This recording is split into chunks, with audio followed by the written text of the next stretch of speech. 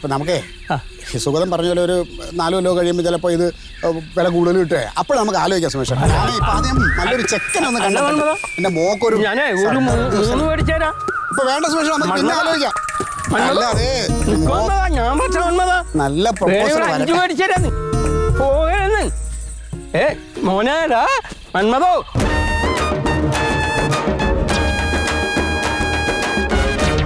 എന്റെ പൊന്നു കണ്ടു ഇതാ മോളെ, ഇതാ 2 മിനിറ്റ് നടന്നാലും റിക്ഷ സ്റ്റാൻഡ് റിക്ഷ കയറാ പോവാ. ഓട്ടോറിച്ച് വേണമെങ്കിൽ എന്റെ മുമ്പിൽ വന്ന് നിൽക്കണം, അപ്പൊ ഞാൻ കയറും. എന്റെ പൊന്നു മോളെ ഇത് നോക്കിയേ, ഞാനും നീയും ഏകദേശം നടന്നതാ 2 മിനിറ്റ്. നടക്കുന്ന കാര്യം ഇത്രയേ ഉള്ളൂ. നിങ്ങൾ അവിടെ പോയി ഓട്ടോ വിളിച്ചോണ്ട് വരണം. ഈ മുമ്പിൽ നിർത്തുവാണെങ്കിൽ ഞാൻ അതിൽ കയറും, ഇല്ലെങ്കിൽ ഇവിടെ നിൽക്കും. എന്റെ അങ്ങോട്ട് ആൾക്കാർ കണ്ടു.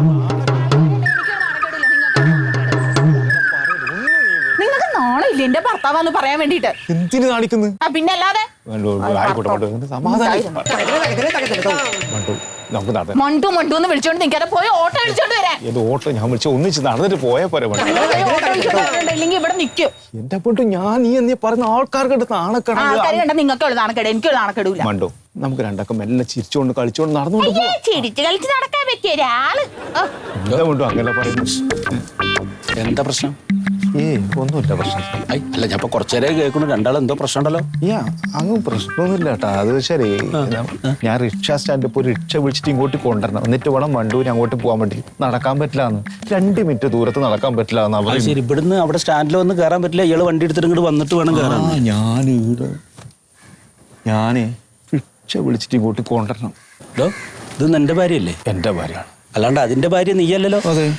അല്ല അല്ല അല്ല എന്റെ ഭാര്യയാണല്ലോ അത്. അപ്പൊ ഞാൻ ഭർത്താവല്ലേ?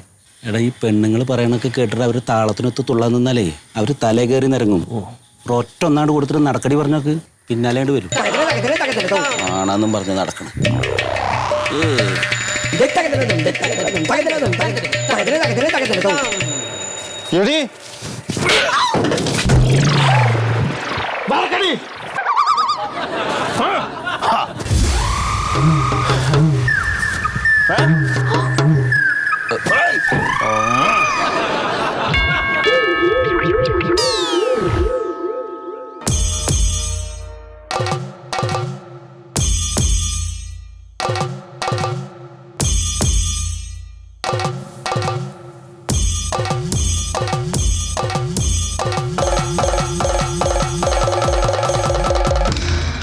ഇങ്ങോട്ട് മാറിക്കടാ. നിന്നോടാരും ഇങ്ങോട്ട് വരാൻ പറ. നീ അങ്ങനെ മാറാ. നീ ഇവളെ പിടിച്ച് തല്ലിയാടാ? അടിച്ചു പോയി സാറേ. ഇത് അടിച്ചു പോയി ചെറുക്കൻ, അടിച്ചു പോയി. ആരാണ് നിനക്ക് അവരെ തല്ലാൻ അധികാരം തന്നത്? അടിക്കാൻ പാടില്ല സാറേ. ഒരു സ്ത്രീന് പോലും. എന്നോടാ നീ പറഞ്ഞ? എന്താണ് ആ പെണ്ണിന്റെ മോറ് കാണുന്നത്? അടിച്ച പാടാ. നിന്നോട് ആരാ പറഞ്ഞ അവൾക്കിട്ട് അടിക്കാൻ? അടിക്കാൻ പറയുക. ഇവിടെ വഴിയെ പോണവര് പറഞ്ഞാൽ നീ നിന്റെ ഭാര്യക്കിട്ട് അടിക്കോടാ. സാർ ഒരു പ്രായമുള്ളൊരു മനുഷ്യനാണ് സാറേ. അപ്പൊ പറയുമ്പോ ഒന്ന് അടിച്ചു പോയി അല്ലോ സാറേ. വഴക്ക് പറയണ്ട. പറയരുത്. ഉണ്ണേട്ടൻ എന്നെ ഇതുവരെ തല്ലിയിട്ടില്ല. ഇന്ന് വരെ അടിയില്ല. നിഷ്കളങ്കനാണ്. ഇയാള് പറഞ്ഞിട്ടാണ്. ആരെയാള്? എന്താ എന്റെ പേരെന്താണ്? സുഗതൻ. നിന്നെ കണ്ട് നല്ല പരിചയം ഉണ്ടല്ലോ. നീക്ക് മുമ്പ് ഇവിടെ വന്നിട്ടുണ്ടാ? എനിക്കൊരു പരിചയം ഉണ്ട് പോലെ തോന്നുന്നു. മിണ്ടായിരിക്കടാ. ഇല്ല, വന്നിട്ടില്ല. നീ ഇവിടെ വന്നിട്ടുണ്ടല്ല. എന്താ ഇയാളുടെ പണി? അങ്ങനെ പ്രത്യേകിച്ച് പണിയൊന്നുമില്ല. പിന്നെ അങ്ങനെയൊന്നും എല്ലാവർക്കും വേണ്ടപ്പെട്ട സഹായമൊക്കെ ചെയ്തു കൊടുത്ത് ഇങ്ങനെ നിൽക്കുക മാത്രം. ഈ പെണ്ണിനെ തല്ലാൻ പറയാൻ നിനക്ക് ആരാണ് അധികാരം തന്നത്? ഒരു നാട്ടു നടപ്പ് പറഞ്ഞതാ. എന്ത് നാട്ടു നടപ്പ്? അല്ല, ഈ എന്തിനേതിനും ഭർത്താവിനെ ഇങ്ങനെ ശല്യപ്പെടുത്തിയിട്ട് നടക്കണവരെ ഒന്ന് കൊടുത്ത ഭാര്യ ഭർത്താവിന്റെ പരിധിയിൽ നിൽക്കുന്നുള്ളൊരു പഴഞ്ചൊല്ലി ഞാനൊന്ന് പറഞ്ഞു കൊടുത്തുള്ളൂ. എവിടാ പഴഞ്ചൊല്ലി? അല്ല, പൊതുവെ അങ്ങനെ ഒരു ഇതിലൂടെ പൊതുവെ അങ്ങനെയാണല്ലോ ആണുങ്ങളോടൊക്കെ പറയാ. അത് നീ അങ്ങോട്ട് തീരുമാനിക്കണ? എടാ, നീ അയാൾ പറഞ്ഞാൽ നീ നിന്റെ ഭാര്യനെ തല്ലു. തെറ്റ് പറ്റിപ്പോയി സാറേ. സ്ത്രീ അടിക്കാനുള്ള അധികാരം ഇന്ത്യക്കില്ല. എന്നെ വകുപ്പുകളും പഠിപ്പിക്കണം. ചവിട്ടിക്കൂട്ടും ഞാൻ. മിണ്ടാതെന്നോളാം. എടാ, സ്ത്രീകളെ ഉപദ്രവിച്ചാലുള്ള ശിക്ഷ എന്താന്ന് നിനക്കറിയാമോ? ഇല്ല. IPC 498 പ്രകാരം 3 കൊല്ലം നീ അകത്ത് കിടക്കും. ജാമ്യം പോലും കിട്ടൂല. റോട്ടിലിട്ട് കണ്ണി കണ്ടവന്റെ വാക്കും കേട്ട് ഭാര്യനെ തല്ലിച്ചാച്ചിട്ട് അവൻ ഇന്ത്യയിലെ നിയമം എന്നെ പഠിപ്പിക്കണ. എടാ സ്ത്രീകളെ തല്ലാൻ പ്രേരിപ്പിച്ചാലുള്ള ശിക്ഷ നിനക്കറിയാവോ? ഇല്ല സാർ. IPC 34 പ്രകാരം നീയും കിടക്കും 3 കൊല്ലം. നീ കണ്ണി കണ്ട കാര്യത്തിലൊക്കെ ഇടപെടുവല്ലേ?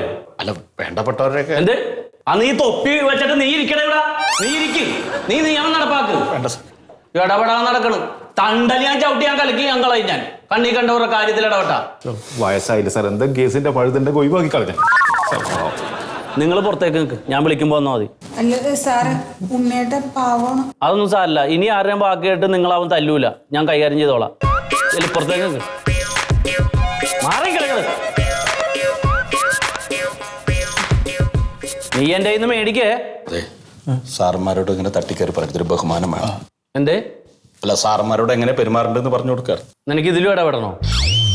ഇടപെടണോ നിനക്ക്? വേണ്ട സാർ. ആ മൂലക്കൊക്കെ മാറിക്കിടാ. നീ ഇവിടെ നീ ഇവിടെ നീ മൂലക്ക് പോടാ. ആരാണ് ഇവനാക്കി കളി കയറ്റൂറാ? ഇങ്ങനെ വേടാ, ഇങ്ങനെ വേടാ.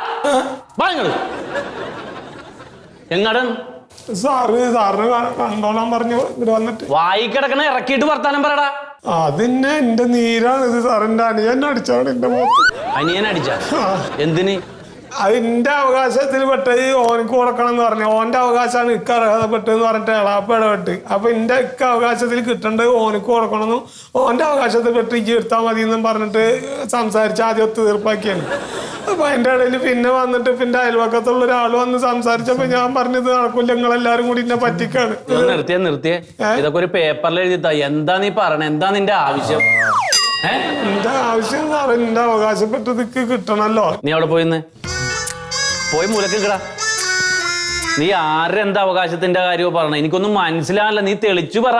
സാർ എന്റെ വാപ്പാടെ ഞങ്ങക്ക് മക്കൾക്ക് അവകാശപ്പെട്ട സ്വത്താണ്. അപ്പോ ആദ്യം ഞങ്ങള് ഇങ്ങനെ എളാപ്പ വന്ന് ഇടപെട്ടിട്ട് വീടും 25 സെന്റ് സ്ഥലമൊക്കെ ഇക്കെന്നും പറഞ്ഞ് ഓനിക്ക് ആ 12 സെന്റ് സ്ഥലവും പീഡിയ റൂമുകളും കൊടുക്കാന്ന് പറഞ്ഞ് അങ്ങനെ ഒത്തുതീർപ്പായി. ഒരുവിധം ഞങ്ങൾ എന്നാ ശരി എന്നാ അങ്ങനെ ആവട്ടെ, കുടുംബ ബന്ധം തകർക്കണ്ടല്ലോ വെച്ചിട്ട് ആ ഒരു നിലയിൽ ഇങ്ങനെ വന്ന് നിൽക്കായിരുന്നു. അപ്പൊ ആ സമയത്ത് അയൽവക്കത്തുള്ള സുഖതേട്ടം വന്ന്. അപ്പൊ ഈ സുഗതം വന്ന് ഇടപെട്ടതിന് ശേഷമാണ് നിങ്ങളുടെ അനിയൻ നിങ്ങളെ തല്ലിയത് അല്ലേ? ആ ഒന്നിനെ തല്ലി. വന്നതും പോയതും നിന്നതും എല്ലാം സുഗതം തന്നെയാണല്ലോ. അത് നിൽക്കണ സുഖതേട്ടൻ ഇവനാ? ഈ സുഗതനാണ് നിങ്ങളുടെ കാര്യത്തിൽ സുഖതേട്ടനാണ് എന്റെ കാര്യത്തിൽ.